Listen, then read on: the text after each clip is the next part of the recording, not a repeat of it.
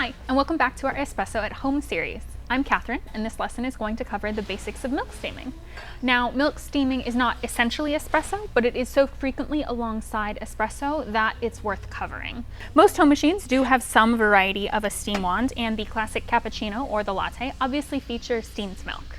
Milk steaming, doing it really well, is also very involved, though there aren't as many factors in steaming milk as there are in espresso.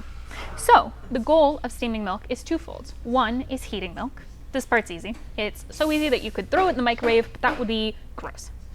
But we're steaming. How hot do you want your milk to be? Since you don't have food code to work with, you can mostly leave that up to you, up to your preferences, but milk proteins and milk fats, they do denature under heat. At some point, they start to break down and the milk taste changes from sweet and creamy to sort of weird and even eggy.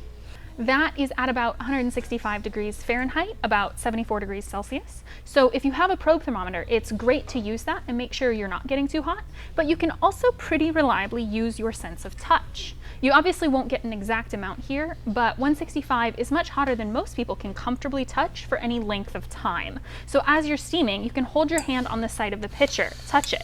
Obviously, it'll start out cold because your milk should be cold. So then when the milk starts feeling just warm to your hand, not hot yet, but just warmer than your skin, that's going to be around 100 degrees Fahrenheit, about 38 degrees Celsius. The average body temperature is around 37 Celsius, 98 Fahrenheit, and that's your core, not your extremities. They're usually a little cooler, but that is why when you reach that temperature, it does begin to feel warm instead of just, the same temperature as your hand. So the milk will start to feel warm and then hot. Where that line is really subjective, but at some point you won't want to keep your hand on the pitcher anymore. You can still touch it, it won't immediately burn you, but it's not comfortable to keep holding your hand there. When you get to that point where you're just kind of touching it for a moment before you have to take your hand off, that is a great time to stop. Whether that is 150, 155, 160 Fahrenheit, it's probably well within that breakdown. You will also start to hear a little bit of a difference in sound. It's hard to explain. I'll try to show you in a little bit, but if you listen close every time you steam, start out by using your hands, but pay attention to that sound. You will start to be able to hear a difference in the sound. Now the second thing, and this is the hard thing, is that you are adding a foamy, creamy texture to the milk. This is what makes it different from throwing some milk on the stove or in the microwave, and this is the hard part. What you're adding at its core is air, it's bubbles. So you're using the steam wand and you're trying to put these tiny bubbles in your milk, but you want them to be tiny bubbles. If you just took a straw and you blow bubbles into your milk, that's not a latte, right? You don't want that. You really want tiny bubbles. So you want to try to avoid getting too many large bubbles up front, and then you want to get the milk rolling and swirling to break down the bubbles as small as you can get them. Additionally, you'll want to use the right size pitcher for the milk. Use a pitcher that's too small and you might end up with a huge mess. You need your milk to be able to swirl around inside your pitcher, and if it only just holds the exact amount of cold milk you want, you're going to just make a mess. It will expand as you aerate it and heat it, so the right size is not a pitcher that is full. And in fact, depending on the shape, your pitcher might even look like less than half full. On this particular type of pitcher, this is a Moda, and it's actually the exact type that I use at home. It is between the ridge here and the bottom of the spout. I'll go ahead and show that to this camera here. And that's pretty much the range of the amount of milk that you want to steam with this type of pitcher, or with this size of pitcher. I want to steam this much milk in this pitcher. If I want less milk, I need to get a smaller pitcher, or if I need more milk, I need a bigger pitcher. On almost all pitchers, that spout is actually a good measurement. I'm pretty sure that is an intentional design feature, and I think it's really cool. So to pick the size, the pitcher is usually about the size of the finished drink you want to finish making. That's pretty easy to tell on cups like this. It's a little harder to tell on a mug like this, but these are easier to pour art into. So what you can do if you have no idea what size your cup is you can fill up your pitcher with water, pour that out into your cup. If you fill it full or close to full, or even just have a little bit left over, you're pretty good. You'll be adding some espresso. If you don't fully fill it, it depends on how close to the top it is. Again, you will be adding some espresso, but art also requires having a little bit of milk left over, which I'll cover later. But if you're thinking about art, you'll want to have a little bit of liquid left in your pitcher after you've filled up your pitcher. So keep that in mind if you're choosing a pitcher and a cup. You don't want a pitcher that's too large because then it's easy to have milk waste and then you're throwing out lots of milk every time you make a latte. Some pitchers, like this one that I'll show the little camera to, they even have little marker lines inside that tell you exactly where you are filling the pitcher up to. So if you want to go based off of ounce measurements, you'll usually be pouring about 2/3 to 3/4 of the amount of your final latte. So for example, in a 12-ounce latte, you'll want to pour 8-ish ounces of milk into the pitcher. It'll stretch to about 10-ish ounces and you'll add 2-ish more ounces of espresso. These are all ish numbers because you might want to add more shots or you might want to stretch a little more or a little less on your lattes. For cappuccinos, about half-ish the final volume. So again, for a 12-ounce cappuccino, you'll pour 6 ounces-ish of milk. And that will stretch to about 10 and you add your shots. Again, they're all very ish numbers. Usually, with too big of a pitcher, if you pour less milk to try to have less waste, you might have a hard time getting the right texture. You might get too many bubbles because it might be a really thin layer of milk and you'll just have a hard time getting that right texture for it.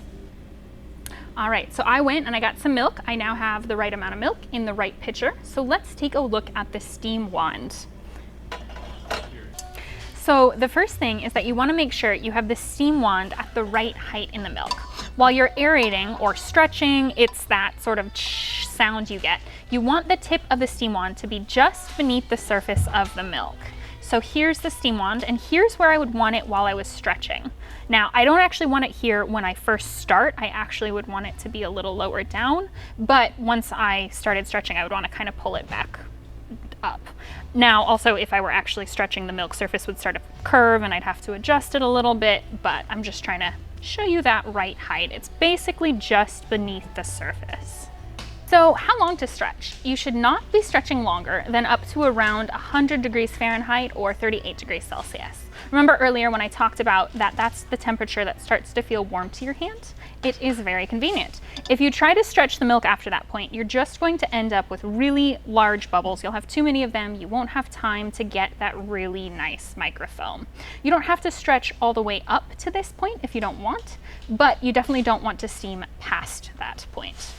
I don't actually stretch based on time. I actually stretch based more on volume, how much the milk has risen in the pitcher, because depending on how aggressively you stretch, depending on the type of milk, skim, whole, coconut, oat, almond, whatever, the technique is all the same, but I stretch based on volume because that might be a slightly different time based on that. Plus, every steam wand is a little bit different. The steam wand on this is a little more aggressive than the one I regularly use on bar, so I will steam for a shorter amount of time on this than I would if I were working on the big bar. So for a latte, you're probably going to stretch until the volume of the milk is maybe 20 to 30% more than you started with, and for a cappuccino, you might stretch until it's 40, 50, 60% more than you started with, but those are things you can decide for yourself. There isn't really a hard and fast definition on how much foam is on one versus the other. A coffee shop will usually have its own definitions and it's worth asking there about what they do. Cappuccinos are more foamy and usually they're a little bit smaller of a drink, but even that is pretty flexible in the terms of the coffee world and they're all just kind of ranges. So I'm not going to say there's one right way. Find out what you like to do and then you can make it right for you. The next thing you want is the right angle for the wand. Now, this wand only moves so far, so I'm a little bit limited here, and that's true of a lot of home machines. But I want to try to get it as close to maybe a 45-degree angle as I can. So I have this all the way out and a little bit over here. What I'm looking for is I want to be able to get this wand almost sort of tangential to the inside of the pitcher because I want this to cause a swirl action. I don't want it to go straight down in the pitcher. I don't want it to just be blowing bubbles straight down. I really want the milk to, when I turn this on, start swirling around inside this pitcher. So now when I actually start steaming, I want this a little bit lower than that stretching depth. And just after turning it on, I'll raise the steam wand or drop the pitcher to get it to that just beneath the height. I want to be in control of the stretching. I don't just want it to start right out the gate when I turn this on. Otherwise, you can get some really big bubbles and you can come back from that. You can fix that, but it's a little harder. It's a little more annoying. And if you can start without big bubbles, it's so much better. So let me drop this a little further and I will get steaming. So right now I'm working on stretching. It's that sound that I mentioned. And as I said, this one's a little aggressive, so I'm not gonna do it for very long. That's good for me now. So I've raised the pitcher a little bit, and there's a lot of swirling going on to try to keep all of the bubbles small and reincorporated in the milk. It's getting a little hot. It's not quite there yet. And now the sound just got a little deeper. I wanna wipe the steam wand down, I wanna purge it. You always wanna get all the milk out of that. So this should look really shiny. It should look velvety. Sometimes I hear paint, but that makes me think of when I was painting my house and the fumes made me feel awful, so I don't really like that word. But it should definitely be foamy, it should be velvety, it should not be thick. It should have a shine here. It shouldn't just look like hot milk, because if it does, then why didn't we just use a stove or a microwave? If I tap it for a little bit, more of the foam will start moving to the top. If I let it sit, you know, I can actually even like scoop it out a little bit. It's thick, it's meringue, it should be sweet. It's sweet, yep. So let me rinse this real quick and I will be right back. Whenever I steam my milk and there's like a little bit left over, I'll just like drink it out of the pitcher at home. Never here, but at home I'll do that. And Justin's always like, what's wrong with you? And I'm like, no, the foam is so good. I can't just leave this foam left in the pitcher.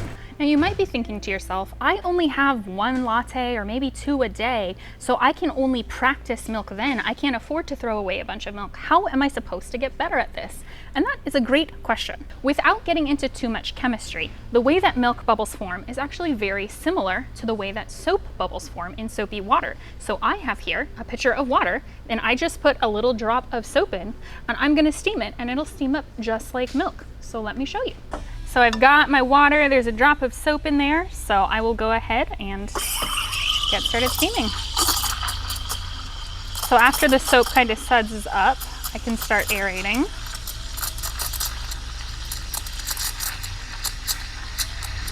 And then I'll drop it. I get the same vortex action going on here.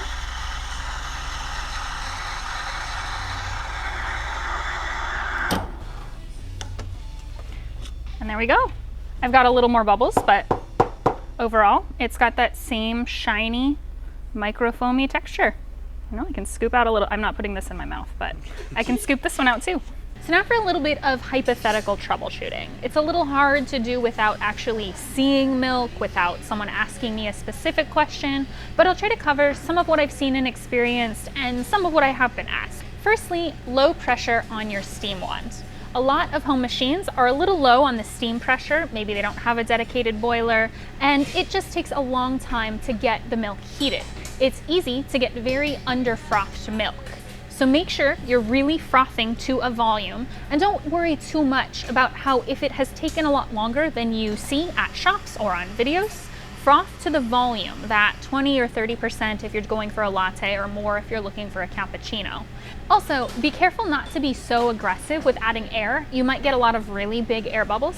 Since the steaming will go pretty slow, you'll probably have time to raise up that pitcher, dropping the steam wand, get the bubbles to mix back in, but don't try to overcompensate for the speed by adding a ton of really large air bubbles up front. If you still have large air bubbles and your milk is at the temperature you want it, it probably means you weren't swirling the milk for as long as you would want. It also might be that you haven't purged the steam wand well enough. Make sure to purge right before steaming and purge it until it is not sputtering or dripping at all. One other thing that can cause this is by having the steam wand too close to the top surface of the milk when you turn on the wand. So raise your pitcher a little bit more when you start. You want to control when the stretching starts. You don't want it to happen right away. Otherwise, you can get those huge bubbles. For overly foamy milk, if your milk is always turning out a little bit closer to a cappuccino than to a latte, that means too much air is getting into the milk. Shorten that initial stretching.